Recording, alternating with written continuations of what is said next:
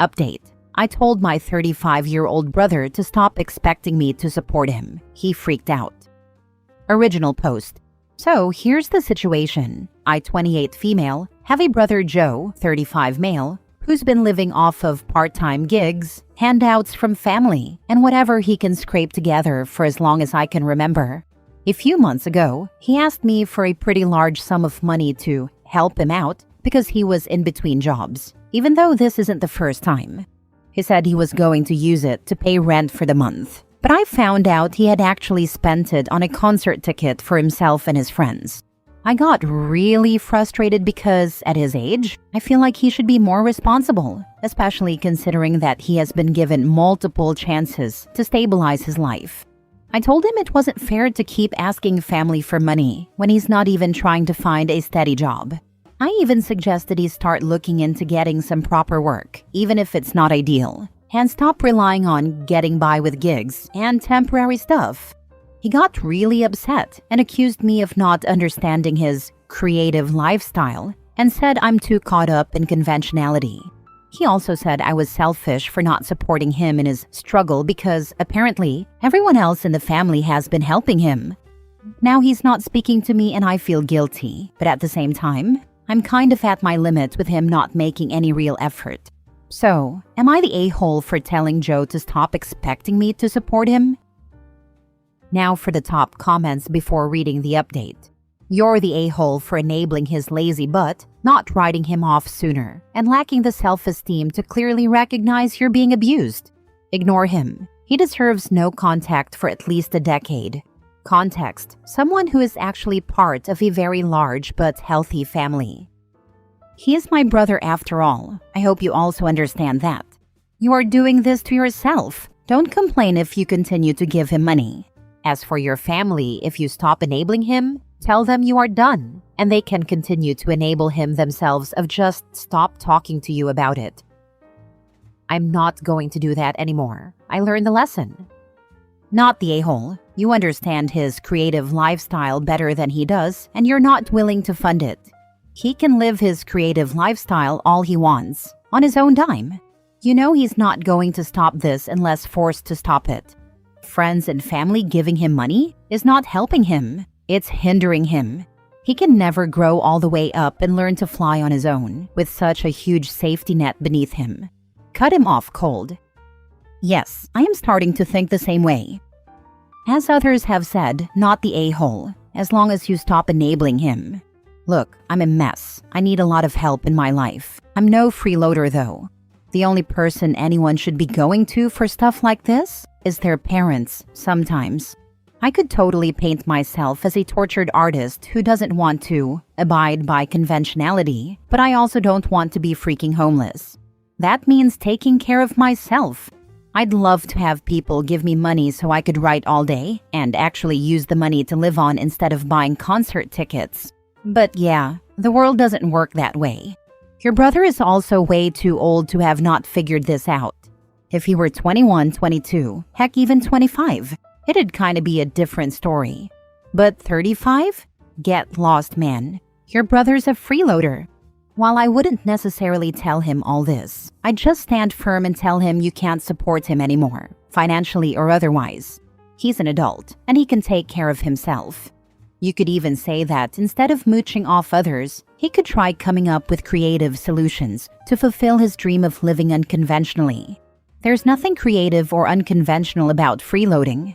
Sloth is as old as time. That's a really nice point. I would think the same way if he was not my brother, but I am done with this situation.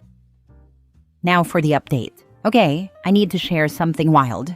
After I posted yesterday, I wasn't expecting the response I got. But here's the plot twist. My brother Joe showed up at my place this morning. He wasn't just upset. He was furious. And honestly, the conversation was even worse than I expected. He told me, straight to my face, that I was ruining his life, and that I was no better than the rest of the family who enables him. He went on and on about how I've never understood his struggle as a creative person, and how it's unfair that I don't support him in the way he needs. He also accused me of being a robot in a capitalist world, and said I was too obsessed with normal life to appreciate what it's like to live with passion. Here's the kicker. He actually had the nerve to say that I was selfish for expecting him to be responsible, because apparently that's not how artists work. He then dropped the bomb that he's been living like this for years because he's not meant to conform to the system, and that I should learn to let go of the idea that everyone should be stable. This was a whole new level of denial. He genuinely thinks the family is supposed to fund his lifestyle because it's part of his artistic journey. I'm honestly in shock. I get that he wants to live differently, but at what point is he just refusing to grow up? How is it my problem that he refuses to even try to get a stable job, especially after wasting so many chances? I mean, he literally asked me for money and then blew it on a concert. How is that not manipulation? I finally told him he needs to figure out his own life because I'm done being his safety net. It's one thing to help out occasionally, but this has become a pattern, and I'm not his personal ATM. The worst part? He tried to guilt-trip me into feeling bad for not helping, as if I owe him because the family always does. I don't know if he's ever going to see my point of view. Honestly, I think he's too far gone. But one thing's for sure, I won't be manipulated into continuing to support this cycle. He needs to wake up and face reality. I do feel bad that our relationship is strained, but I'm not going to apologize for demanding accountability. So, to wrap this up, I'm still standing by what I said. I have every right to expect him to get his act together. He needs to take responsibility for his own life, and the rest of the family can't keep enabling him. If he's mad at me for setting boundaries, so be it. I refuse to be part of the problem anymore. Not the a-hole. You're not ruining his life. He's doing that all on his own. There's a difference between supporting someone and being used. He's not asking for help. He's demanding to be carried. Good for you for setting boundaries. If he truly believes in his artistic journey, he needs to find a way to fund it himself. This is the thing. Unless your lifestyle actively hurts others, a person should be able to live however they want. If OP's brother wants to break free of the system and live unconventionally, all the power to him. But he needs to be able to support that lifestyle for himself or accept the lifestyle limitations his lack of resources will manifest. If he's incapable of either, then he can get a freaking job. That's a sociopath. Your brother doesn't care about you, he cares only about himself. He can find help elsewhere. You did everything you could to help. Let go of this clown. Hard to hear, but he'll probably be like this forever. Cut the cord before he becomes a bigger liability. This is very accurate. People think sociopaths are dangerous or criminals, but many are just consummate manipulators who know how to use everyone in their orbit to their advantage. Not the a-hole. 1. He wants to live an alternative lifestyle? Fine. He can go live in an artist commune and stop mooching off his family. 2. The money OP earns is part of the capitalist world, so as an artist, he shouldn't want that tainted money anyhow. 3. He's more than welcome to let the rest of the family keep enabling him, but OP has no requirement to do so. Next story. Am I the a-hole for leaving dinner early after my brother's wife kept making passive-aggressive comments about my job? This happened last weekend at a family dinner. My brother and his wife invited everyone over, and I was actually looking forward to it. Everything was fine at first, but then my sister-in-law started in with her usual comments about my job. For context, I work in tech. It's a solid job, pays well, and I enjoy it. But for some reason, my sister-in-law has always had this weird attitude about it. She thinks that because I'm not coming home covered in sweat or physically exhausted, it's not real work. She's made comments before, but I usually let it slide. This time, she was on a roll. She kept saying things like, "Must be nice to sit around all day and make more than people who actually work hard," and "Some of us don't get paid to play on the computer." Everyone at the table kind of laughed awkwardly, but I was getting sick of it. I finally told her I work just as hard as anyone else, and I don't see how my job affects her at all. She rolled her eyes and said I was being sensitive and that she was just joking. At that point, I was done. I finished my plate, thanked my brother for dinner, and left. Now my mom is saying I was rude for walking out and making things awkward, but honestly, I feel like I just set a boundary. Am I the a-hole for leaving? Not the a-hole. As someone who works in tech, I can say we don't just sit around and play on a computer. We deal with a-holes like your sister-in-law all the time. His sister-in-law sounds insecure about her own choices. It's not his fault she feels that way. I would have said that. No need for you to feel jealous or insecure about your job. This is a safe space. We all have regrets. You may have taken a poor path, but there's always time to change directions. The important thing is to not allow your fears cause you to act out inappropriately. Also, you could say, capitalism isn't fair. Sucks to be you. Does she even work? Not the a-hole, but it sounds like your whole family feels some kind of way about your career choice, which means you can choose to lower your contact with them when they are together as a group like that, or you can change how you respond. Personally, in your position, I'd stay really calm and casual and, while still eating, say something like, "Wow, sister-in-law, you've done a lot of thinking about my job. I'm starting to wonder if you spend enough time thinking about me and my work that you could actually draw a salary for it. I can't decide if you're just jealous or if you're insecure and jealous. What part bothers you the most, sister-in-law? My stable career field, my good salary, or the fact I'm not slowly breaking my body down just to pay my bills? Or are you jealous about the whole thing? You know, sister-in-law, it's never too late to go back to school and pick up a career. I could help you find a good program if you wanted to get into some IT work. We each play to our strengths in life. Yours is using your body for work. Turns out mine is using my brain. There's nothing wrong with that. Damn, I can sell my house. I'm living rent-free in your head." Next story. Am I the a-hole for not giving my estranged father's wife the money he sent me? My father wasn't in my 21 female life growing up. He left my mom and me when I was 2 and refused to pay child support. He quit his job when he was tracked down for support, and he spent time in jail rather than pay. Eventually, my mom stopped fighting because it was going nowhere. She felt like it was wasting resources chasing after him when it was obvious he was going to avoid it however he could. A couple of years ago, he moved about an hour away, and I saw him for the first time since a court appearance when I was 8. We didn't speak either of those times, but it surprised me that he came back. I found out he was married and had more kids from my paternal aunt. He'd reached out to her and wanted to reconnect, and she told him where to go. She was always pretty disgusted that he walked away like he did and refused to support me financially. In December, my aunt told me he went to her house and left something for me there. I asked her what it was, and she had no idea, but she said it was in an envelope. I opened it, and it was a check, and it was a big one too. I tried giving it to my mom, but she told me to keep it and said he owed me, that he abandoned me, and it was the least I deserved. I tried telling her she deserved it more, but she wouldn't even entertain the idea. So after confirming it was legit, I lodged it into my account. Then his wife came looking for the money by going to my aunt's house for me. My aunt made her leave, and I wasn't even there, but she showed up a few days later when I was there and demanded the money. She said it was money that was meant to go to her kids, that he had no right to drain their accounts for me. I told her it wasn't my problem, and my aunt threatened to call the cops. She showed up at my aunt's house again a few days later, and my aunt followed through and called the cops. But apparently, this woman left a message that I was selfish and entitled, and that I stole it from her kids. Am I the a-hole?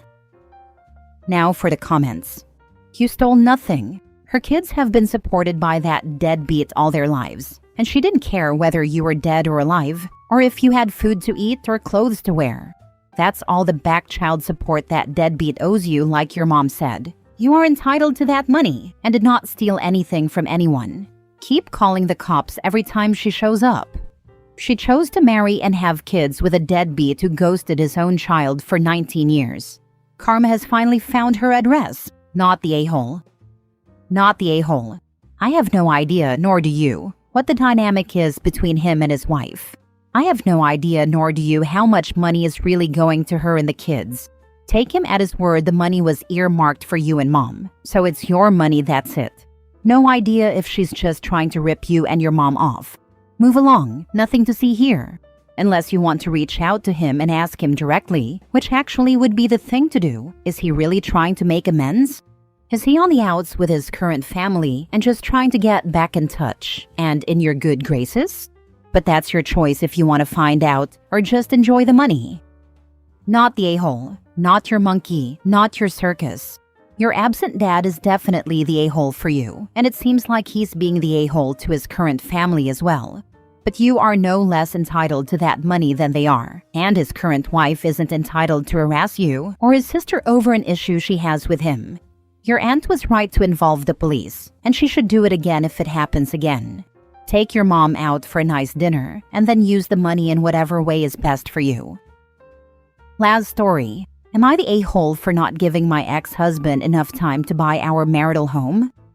So, me, 31 female, and my ex, 30 male, were married for a couple of years, and we divorced in 2021. The divorce was messy, and I shall tell you more about it later, but we got our assets divided, except for our shared home and a car.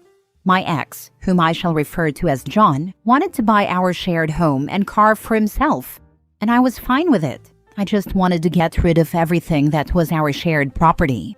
I moved to a rental unit and began to wait. First, he said it would be a couple of months, then half a year, then a year, and so on. He told me he was saving money, that his financial situation was hard, etc. And I just gave him time. John needed to save approximately 4,000 to 6,000 euros to get the loan, and I believed that he could save that pretty quickly. But then started the excuses. He got laid off, he was burnt out, and so on. Although, through all of this, he had money to travel abroad and buy an almost brand new motorbike. Amidst all this, he wanted me to pay for the house renovations, upgrades he got for the house, and he even tried to get me to pay for some electrical renovations. I declined any payments because I didn't benefit from the renovations. He said the house would still be sold to him at the same price, and I didn't even get any rent from him staying there. I also didn't pay the mortgage because he was living in the house rent-free. Now 4 years have passed, and still nothing. Same excuses. He lost all the money and said that was the new American president's fault and didn't have anything. He needed more time. I said I'd had enough and threatened legal action and found myself a lawyer. He tried to settle things, but gave no answer. Now John is mad that I made him ask for a bank loan or possibly take him from his home. Because the settlement didn't work, we are going to court with this. And with that, either he buys the house and the car, or he moves and we sell it all. So, am I the a-hole for only waiting 4 years and not giving him enough time to save approximately 5,000 euros? Not the a-hole. You waited way too long. This should have been settled before the divorce was finalized. You state you have not been paying the mortgage. I sure hope he has. Because if your name is on the mortgage, that affects your credit as well. He either refinances and gets your name off mortgage and deed, or the house is sold. Yeah, at max she was an a-hole towards herself. 4 years are far too long. At max, I would have waited 6 months, but it would have been better to do it ASAP with everything else. If he doesn't have the money, then that's bad luck. But no, definitely not anyone else's fault. Also, the audacity to ask for money for renovations. That would have been my breaking point latest. Not the a-hole for refusing to give him more time. If he can't save enough in 4 years, he can't afford the house and car, and they need to be sold to someone who can afford them so the proceeds can be divided between you. I really don't know why you waited 4 years though. After a year, it must have been obvious that he was just making excuses, and either couldn't or wouldn't come up with the money to buy the house. More like wouldn't, if he was spending money on foreign travel during the same period. Yeah, after like a year, I did get a realtor to put the house on sale. But he denied access to the house to get some pictures. And John said he would still buy the house, so I gave in. 2020 and all that.